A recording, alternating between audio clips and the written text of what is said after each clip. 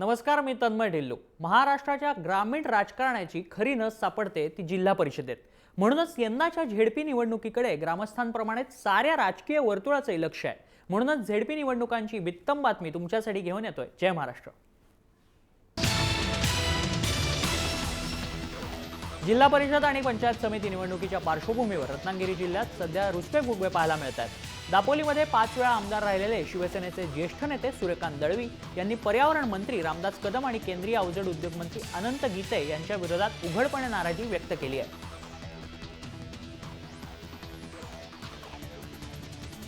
सूर्यकांत दळवींनी त्यांची नाराजी जाहीरपणे बोलून दाखवल्यानंतर दापोली आणि मंडणगावमध्ये शिवसैनिकांनी सामूहिक राजीनामे देण्याचा निर्णय घेतलाय।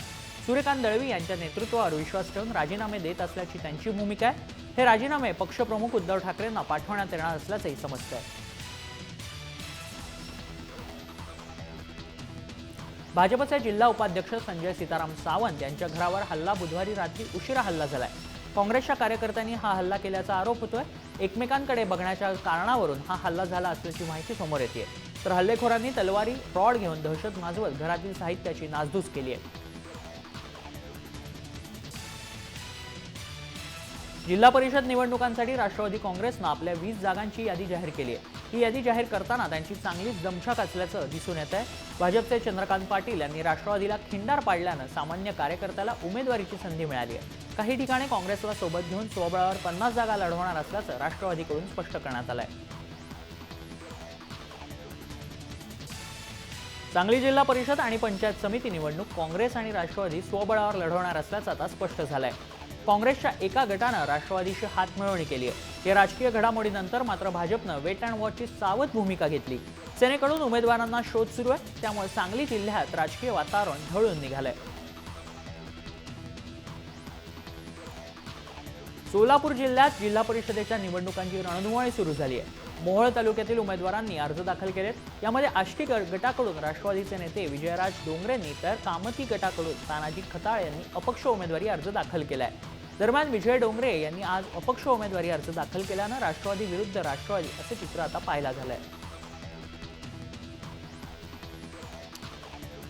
जिल्हा परिषद पंचायत समिती निवडणुकीच्या पार्श्वभूमीवर दारूभट्ट्या उद्ध्वस्त करून दोघांना अटक करण्यात आली आहे। राज्य उत्पादन शुल्कानं ही कारवाई केली आहे। चिपळूण तालुक्यातील रावळ गावात सुरू असलेल्या गावठी दारूच्या भट्टीवर ही कारवाई करण्यात आली। या कारवाईत 5,31,690 असा मुद्देमाल जप्त करण्यात आलाय। तर गुरुनाथ हळदणकर आणि कल्याण सुर्वे या दोघांना अटक करण्यात आली। जिल्हा परिषद निवडणुकीचे नामांकन अर्ज भरण्याची जिल्ह्यातली मुदत आता संपली आहे, त्यामुळे शेवटच्या दिवशी अनेक उमेदवारांची गर्दी पाहायला मिळाली। निवडणूक आयोगानं ऑनलाईन आणि ऑफलाईन अर्ज भरण्याची अट टाकल्यानं अनेक उमेदवार गोंधळात होते। तर इंटरनेटच्या समस्येमुळे अनेक जण सायबर कॅफे शोधताना दिसून आले। दरम्यान बंडखोरी टाळण्यासाठी प्रत्येक पक्षानं पक्ष अधिकृत एबी फॉर्म थेट निवडणूक अधिकाऱ्यांकडे जमा केले।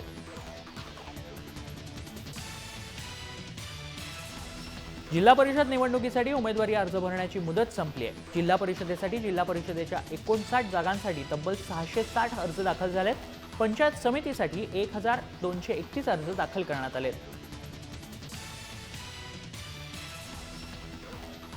नांदेड जिल्ह्यात जिल्हा परिषद आणि पंचायत समिती निवडणुकीसाठी उमेदवारी अर्ज दाखल करण्याची मुदत आता संपली आहे। शेवटच्याच दिवशी उमेदवारांनी अर्ज भरण्यासाठी गर्दी केल्यानं निवडणूक अधिकाऱ्यांची चांगलीच तारांबळ उडाली। जिल्हा परिषदेच्या 63 जागांसाठी 892 तर पंचायत समितीच्या 126 जागांसाठी 1128 उमेदवारांनी अर्ज दाखल केलेत।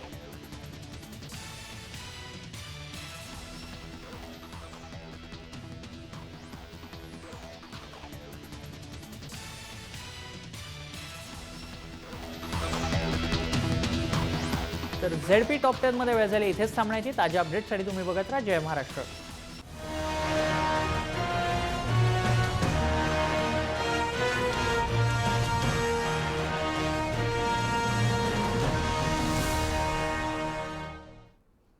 नमस्कार, मी तन्मय ढिल्लो। पालिका टॉप 10 मध्ये आपलं स्वागत। यंदा राज्यातल्या मुंबई, पुणे, नाशिकसह एकूण 10 महापालिकांमध्ये निवडणुकीचा महासंग्राम रंगणार आहे। या महापालिका म्हणजेच डझनभरापेक्षा जास्त आमदारकीच्या जागाच। राज्यातलं वाढतं शहरीकरण याच भागातलं। म्हणूनच महापालिकांच्या निवडणुकांच्या सगळ्या घडामोडी आम्ही तुमच्यासाठी घेऊन येतोय।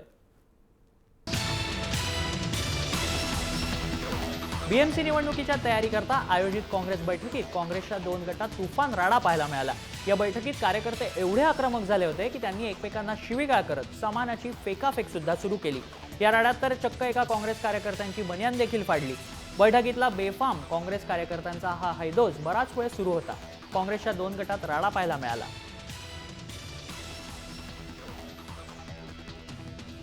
मुंबई महापालिका निवडणुकांच्या तोंडावर भाजपनं शिवसेनेला मोठा धक्का दिलाय। शिवसेनेचं बलस्थान असलेल्या लालबाग परळचे नगरसेवक नाना अंबोळे भाजपच्या गळाला लागले असून त्यांच्यासह मुलुंडमधील सेना नगरसेवक प्रभाकर शिंदे आणि दादरमधील माजी सेना नगरसेवक दिनेश पांचाळ यांनी सुद्धा शिवसेनेला जय महाराष्ट्र करत कमळ हाती घेतलंय।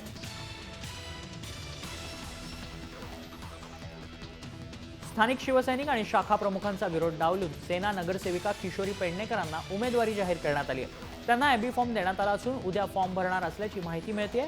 वॉर्ड क्रमांक 199 7 रस्ता डिलाई रोड इथून किशोरी पेडणेकरांना उमेदवारी जाहीर झाली आहे।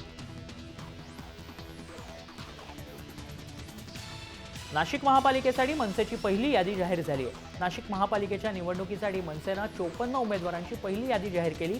उमेदवारी अर्ज भरण्यासाठी शुक्रवारी शेवटचा दिवस असणार आहे। त्या पार्श्वभूमीवर 1 दिवस अगोदर मनसेनं यादी जाहीर केली आहे।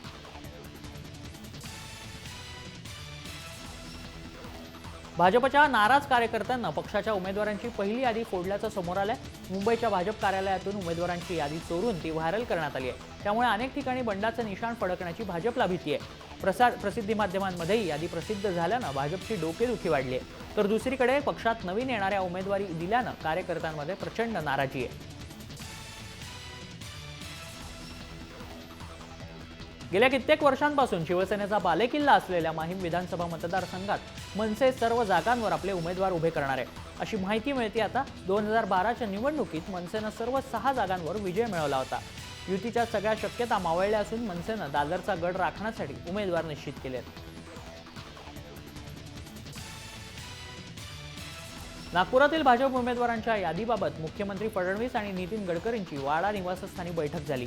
त्यानंतर गडकरींनी ज्येष्ठ कार्यकर्त्यांची मतं जाणून घेतली। भाजपच्या संसदीय मंडळाची बैठक जाहीर होणार आहे। या बैठकीनंतरच उमेदवारीबाबत निर्णय होईल अशी माहिती भाजप नेते गिरीश व्यास यांनी दिली आहे। नागपूर महापालिकेत भाजप आणि काँग्रेस या 2 मोठ्या राजकीय पक्षांनी धसका घेतलाय। नागपुरात राष्ट्रवादी काँग्रेस आणि शिवसेनेनं इच्छुक उमेदवारांसाठी आपली दारं खुली केली आहेत। त्यामुळे भाजप आणि काँग्रेसमध्ये उमेदवारी न मिळाल्यास बंडखोरी होण्याची भीती दोन्ही पक्षांना आहे। त्यामुळे एकही पक्ष पहिली यादी जाहीर करायला तयार नाहीये।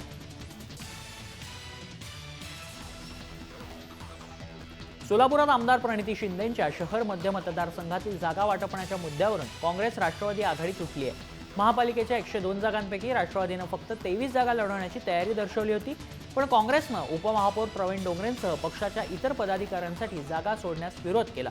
त्यामुळे राष्ट्रवादीनं आघाडी तोडण्याची घोषणा केली आहे।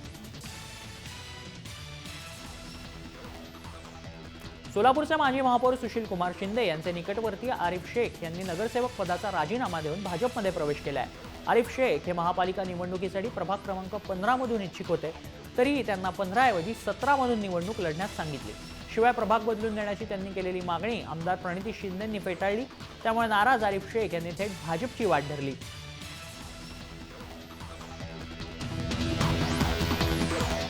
तर या महापालिका टॉप 10 मध्ये वेळ झाली इथेच थांबण्याची। ताज्या अपडेटसाठी तुम्ही बघत राहा जय महाराष्ट्र।